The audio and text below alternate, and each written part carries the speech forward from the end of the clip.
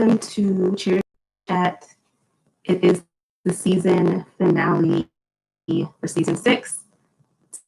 So I'll miss you guys. I'll wait for you guys to join and talk about all the things that have been going on. Leave you guys with some parting thoughts. I'm giving you guys a double episode this week because last week I had to, take it down a notch. I really needed to sit the heck down somewhere. I'll just have to say it's the importance of self-care in today's time, because sometimes you're going, I forget what people say. It's not working from home. It's like working. I forget what the phrase is, but living at work or something like that. Between, the end of the quarter and just having last week off, I thought, I'll get all this stuff done, for the podcast. And my body was just like, no, you won't. You will just, we ain't doing shit. Sorry. But it was something that I needed, but I had big plans to end the season last week and it just did not come together. But I think it was all for the better. I was able to get enough clarity and quiet to get this open letter done, you guys. And really excited about that. I posted it a little bit after midnight last night, and lots of good feedback so far. We can talk more about that later, just in terms of what now. If you haven't had a chance to read it, it is posted on Instagram. It's on the website, on the blog, and I'm going to read it for the sake of the podcast later, so we'll have story time. But for now, thank you guys for joining. I wanted to give you guys the heads up that I will be taking a little break. There's not much going on with the Rona anyway, but to give a little bit more time for things to develop, leading into whatever season of football that we have. But I plan to launch season 7 on August 19th. So I will be gone, but I will be still be around on social media, of course. And if there's some things that are happening, I have no problems jumping online and talking about it really quick and sharing information. But this is the season finale. So with that, let's just get into it. Let's just talk about some Cheer Chat. If you guys want to chat with me on live or on YouTube in terms of comments, I will try to track them. So let's go. All right. So I already said 2 episodes this week to make up for last week. One of them is called Pretty Hurts. I forgot how much I love that video by Beyonce, but thankfully the guest for that episode is Vivian Relena. Hopefully I'm saying her name right, rolling the R's that I can't do, but she's a former DCC training camp candidate from a few years back, and I think she has a very beautiful and powerful story about self-love and body positivity, and she actually gave me the type for that episode, and it's perfect. I loved our conversation. We covered it all. How you go from kind of rock bottom with getting critique on your body and preparing for auditions, which obviously we all know that Dallas Cowboys cheerleaders audition is pretty strenuous, and making the team. The TV show is just another layer of chaos on top of it. Have you guys heard of Pluto TV? I never watch TV really other than sports, but I'm trying to relax my brain a little bit more. But I caught myself in this whirlwind. I stopped watching DCC making the team a long time ago because I just didn't quite feel comfortable watching it. Like, I love watching, the team come together and practicing and dancing and everything, but I just found myself feeling icky afterwards. But then I just found myself over the weekend going down the rabbit hole of watching back to like season 3. I forget when I stopped watching, but it sucks you in so easily. Next thing you know, like a couple hours, it's such binge-worthy material. But anyway, we'll talk about Vivian's experience and just her process of getting to self-acceptance. I think it's something that a lot of retired cheerleaders, especially, or people who just, stopped dancing or stopped doing what they love to stay in shape, your body changes, your feelings about your body change, and it can be really defeating, and you have to kind of get back to loving yourself. And I think it's a great conversation to end on, because we all know the Rona has had its impact as well, like maybe people are thrown off their fitness game. And so I just think it's relevant. We're going to be off for a few weeks. I know I plan to get a lot more physical activity in, and all in all, in the same breath, we're just going to love our bodies, okay? Because that's just what we're doing. So I'm excited for that episode. And then part 2, I'm calling I Want to Dance with Somebody. It's not even part 2, it's just a different episode. But this features an interview with Neely Neal. She's a former Arizona Cardinals cheerleader. And she started this amazing business and community called Go Fit Win. And it's kind of geared toward former pro cheerleaders who just want to kind of feel like you're in practice again. It's not like the same as like a dance class. I think the Rona kind of messed up the plans of having, groups that would gather in certain regions, but do it online for now. But it's a great way to just kind of stay in touch with people and feel like you're a part of something again, that other thing that we miss, not just our, cheerleading bodies, but just like the camaraderie and learning routines that are not like doing the most audition mode, but just, just having cute, fun routines that just let you milk it and feel it. And you know what I mean? Just like fun. Like that's what's missing. Sometimes you don't want to just do some major complicated, masterclass level routine. You just want to look cute, be sassy, and just do your thing for a few minutes and bond with people who also have that connection with you of cheering professionally. I think it's a great idea. She has some wonderful ideas that are coming down the pipe. So we're going to talk to her for I Want to Dance with Somebody. So great episodes to end the season. Hi, everybody joining. I can't forget about YouTube. Hi, YouTube people. Let me know if you have questions. I'm keeping my eye on you over there. All right. So while I'm gone, y'all can't be forgetting about me, okay? Like I said, I'm coming back August 19th. But I've just been noticing that there are a lot of new communities forming, whether it's Instagram or Facebook. And I just wanted to, give them a shout out, and hopefully you guys will support them and just, stay connected with one another and obviously stay connected with me too. But I've already talked about Pro Dance Boys. I think it's really great. It's an Instagram account dedicated to showcasing and highlighting amazing male performers in pro entertainment. So you'll get to know some of these guys that have made these teams in the NFL, and hopefully we'll see more, dancers in the NBA that are featured there as well. So follow them. And then Sister Space is a new page that was created to provide a safe space to discuss experiences of Black dancers in professional sports. So you could follow their handle. I believe it's Sister Space. Oh my gosh, I'll tag it below.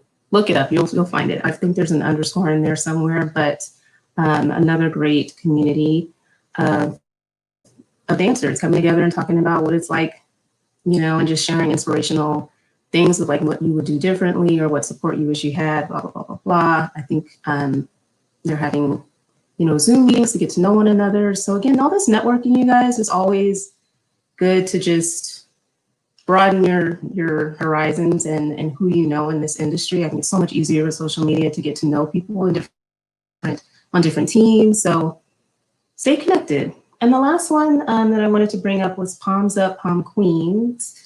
It's a free private group on Facebook for former NFL cheerleaders and lovers of pro cheer to connect and give and receive support, because the transition when you stop dancing on a team, like I said, is just sometimes difficult. And the idea is you won't do it alone. You'll have a support group, essentially. But it's about, health and fitness. And I'm trying to like read from the blurb here, but it's about catering to the beautiful, strong, fierce, and confident woman through health coaching, fitness training, and fun dance routines. And it also includes a mentorship program. And that is my dog Giggles. Okay, she's been sick, you guys. And so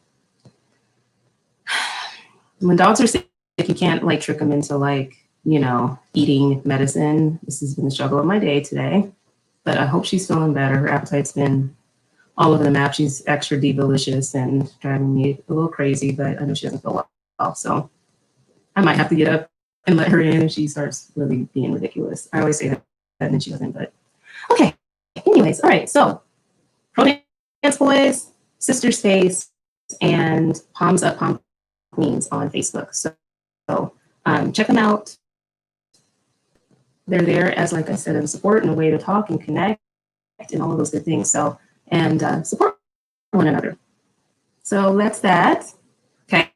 you guys ready to talk about the name change? I'm sure you guys are all following the news. The Washington Redskins are no longer the Washington Redskins. The name is still TBD, but we all know that it's a racial slur.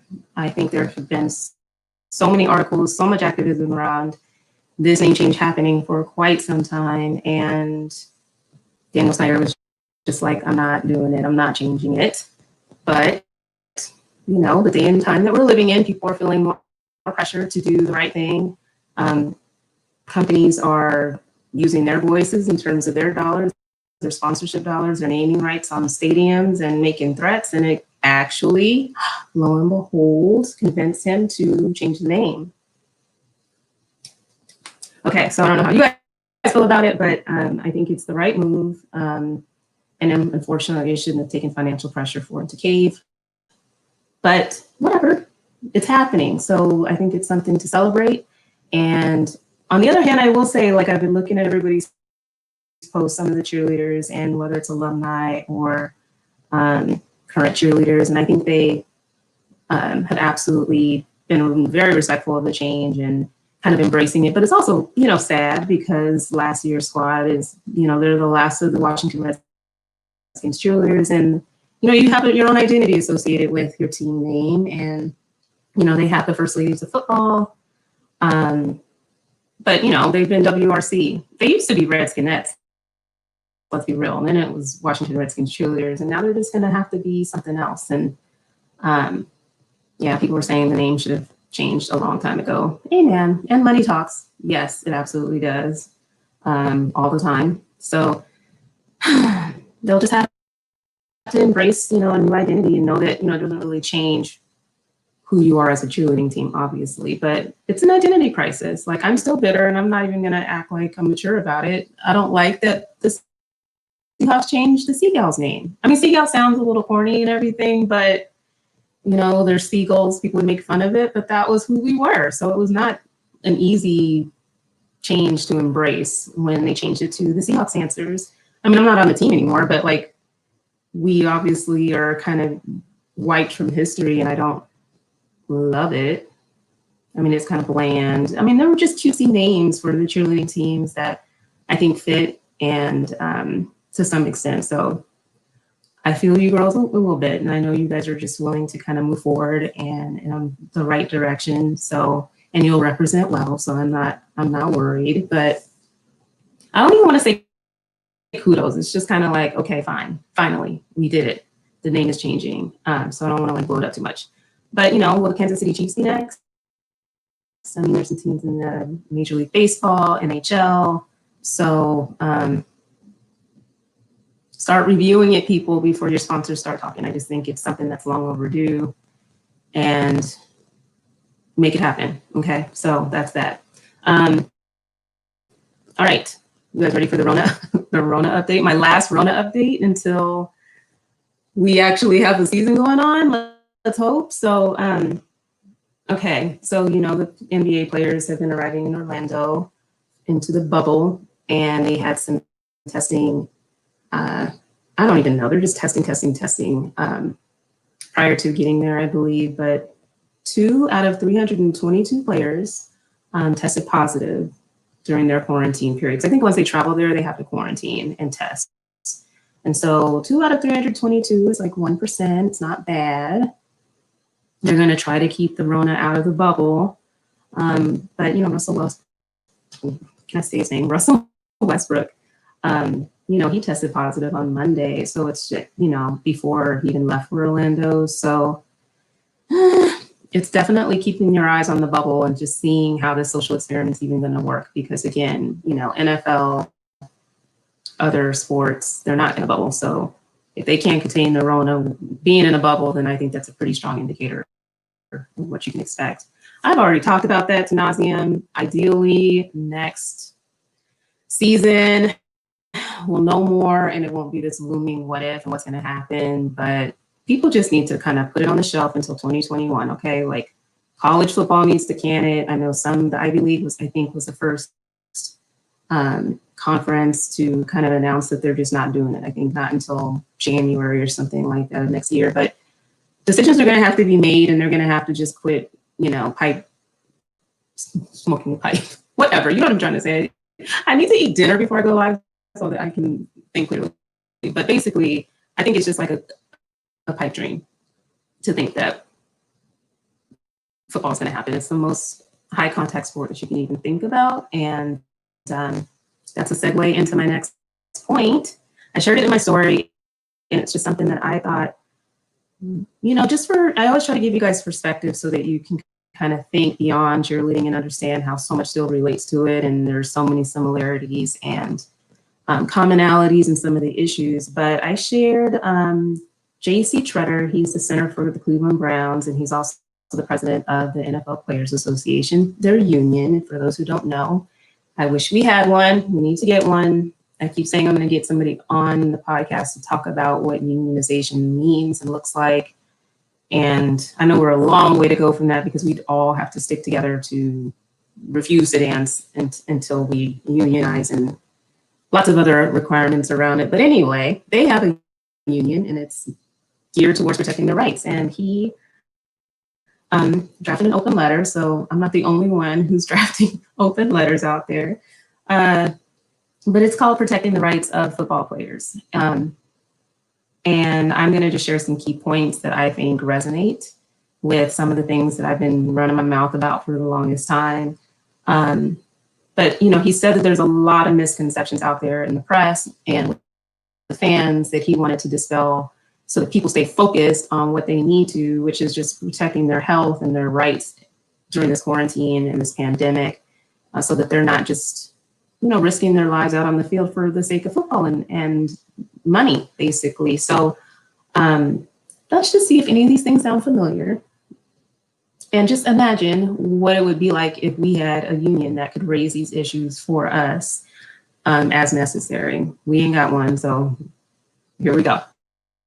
One of the myths is like playing in the NFL is a privilege, not a right. Some fans have that attitude, the teams have that attitude, owners have that attitude.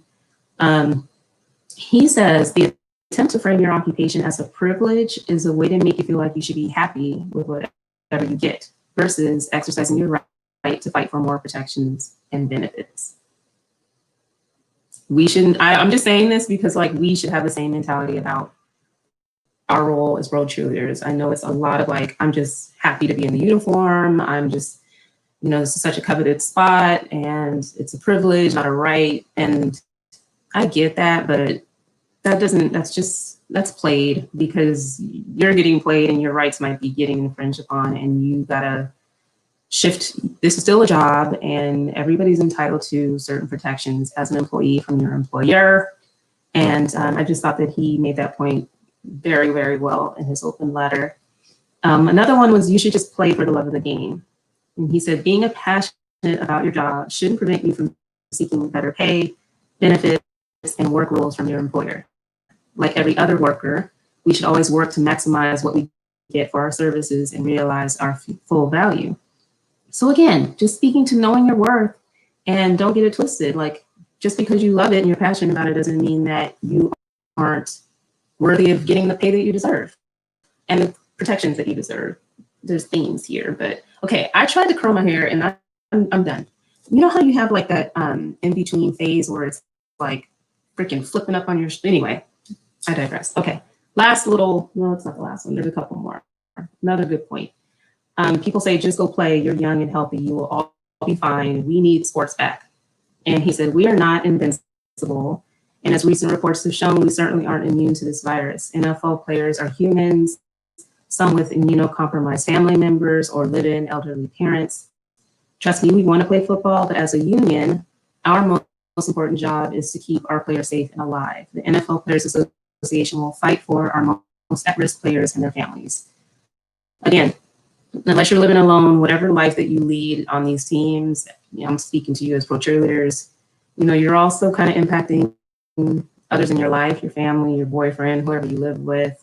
It goes beyond yourself, and they are definitely keeping in mind that a lot of these players, and there was another good point that I didn't take out here, but just that a lot of the NFL players suffer from certain types of, health conditions, whether it's asthma or diabetes or different things. And so they're kind of at risk too in terms of playing and, subjecting themselves to the risk of getting the Rona with their underlying health conditions. So it's just stuff that they are thinking about, and they're trying to, get everybody on this same page so that they're not losing sight of the ball, so to speak. And the last point I wanted to share was, the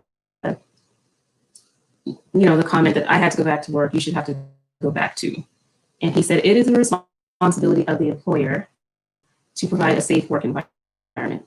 I encourage all workers to hold their employers accountable to high standards. The NFLPA will be diligent as we demand that the NFL provide us the safest workplace possible. I do not believe conversations about returning to work should be a race to the lowest common denominator among employees across different professions and different industries. We are all workers fighting for the same things: better pay, better benefits, and better work rules. No worker should be complacent with their rights because they have what others outside their business deem good enough. Instead of racing to the bottom, let's push each other to the top. I thought it was well written, very to the point, and it's just it's like any other job.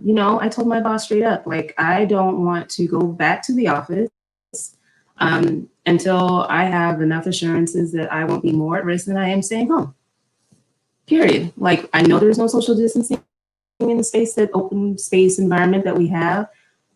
I don't want to be sitting there at work freaking out about people touching things. And it's just, I'm not going to go back to work until I have enough comfort that I will be protected. And so I just think that the NFLPA is doing what they should be doing to look out for the players. Obviously, they're, in the full contact sport, and they are the most at risk with going back to football. But just know that these are things that they're pushing for, and they have the similar concerns that we've been talking about on the podcast. And I just thought, just for some context and understanding that I'm not the only one that writes open letters. And it's just a way of communicating and fleshing some issues out. So keep your eyes on the prize, you guys, during this time, and make sure that you feel comfortable with how you're going into your season. That's all I'm going to say for the last time during your chat. Like I said, I know we've touched on this a lot. And I don't want to just read the open letter to the open letter that I drafted. You guys have been very, very instrumental in putting the thoughts together to put into this open letter. So again, I just want to say thank you for just engaging with me over these last few weeks. It's been rough, and there's been a lot of emotions, and but a lot of good conversations around this diversity and inclusion in pro cheerleading. There have been some incidents that have happened with the Sixers, just different triggers. And I think we've all experienced in our own team or our own setting how this touches pro cheerleading. And I just tried to put all of that into words that reflected what I heard during the town hall that we had, during the episode that we had called Freedom, where we talked about what it's like to be a Black cheerleader in the NFL, since all of them are NFL cheerleaders. But I've gotten some input from some wonderful people that I trust, and I just want to thank them as well.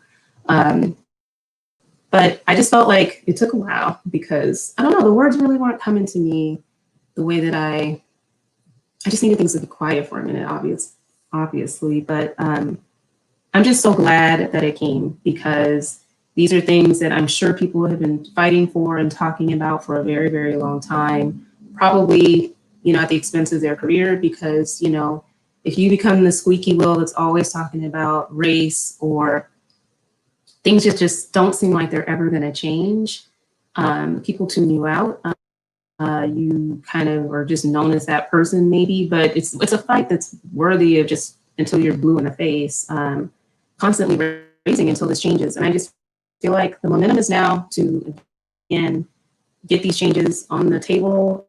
And I would definitely welcome, feedback and input from you guys in terms of where to go from here. Last year, when I did the open letter to the NBA, I had a kind of it sounded kind of psychotic maybe in terms of tagging people and really, really pushing the issue in front of as many execs as I can get, that I can research and this was, because I was targeting certain teams in NBA, right? But I think with this open letter, I'm just hoping that whether it's you guys that are sharing the open letter with your directors, just to say, hey, I don't know if you've seen this. I don't want to like ghostwrite your emails, but I think it's written in a tone that's not as confrontational, to the point, and you guys know me in the way that I talk.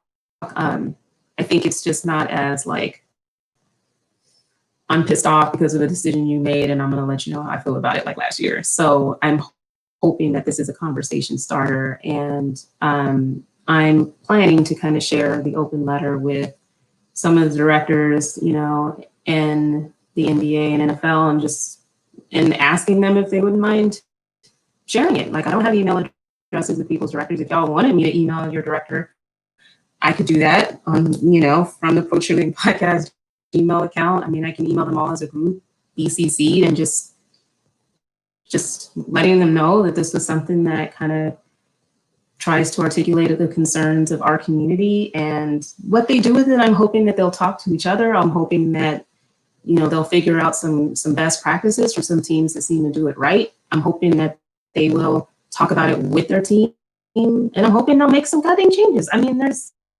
hella bullets in here of things that they can do that I think are not controversial. Maybe some take a little bit of work and brainstorming, but they need to happen. So I probably will read it when I record the episode, so I don't bore people to death. But I do encourage you guys to read it. I mean, I have stats in there. I did a survey, diversity survey. A lot of you guys participated in last year, just to give some context of why this is a problem and issue in terms of diversity and representation. And so I think it's thorough. If I left anything out, y'all know you can hit me up and let me know. I just really appreciate you guys sharing input with me. I think to the extent you can kind of use this as a tool to get conversations started, please do let me know how I can help in that. I just think we all kind of have to be raising our hands to speak to these issues together, or just forever hold your peace about it. It's a chance for us to actually do something in our space to fix some things that have been broken for quite some time. So this is my best crack at it. I appreciate all of you, like I said, and I'd love to hear feedback. Y'all gotta let me know what you think and what's missing, how we can utilize it, how it should be put on blast, like how we can share it, post it, promote it, etc. I have some things that I'm still working on in terms of that. I will miss you guys, but I'm excited to take some time to chill the hell out, enjoy whatever summer Seattle has for us. It's just now starting to get warm. I hope you guys all stay safe. Obviously, we've been talking about the Rona, but it's been getting worse in some areas, and I just think we all have to be diligent in taking care of ourselves. And do you see my necklace, girl? I'm just loving it's Jaded Co. Anyway, AJ, I love my necklace, and I'm wearing my middle name today because I'm feeling kind of legerish. But anyway, I'll miss you guys too. And again, I won't be far. I will keep an eye on things, and if anything pops off, I'm just going to get back on live and talk. Call it a bonus episode, whatever. But I'm going to keep you guys posted and speak on things that come up. I'll keep you posted on what I plan to try to do with this letter. I just encourage the dialogue to continue, because I think this is just one of hopefully many conversations on this topic. Any other parting thoughts before I sign off? It feels weird to actually like say goodbye like that, but it's not like I'm going. August 19th, I will be back, refreshed and all that good stuff, with a good lineup of people. If you guys have ideas for episodes, ideas of people to interview, I always have a list. Well, actually, not for this season. This season was just fly by the seat of your pants. Getting where you fit in kind of a thing. But I hope to put together a good slate of people for season 7. I don't know.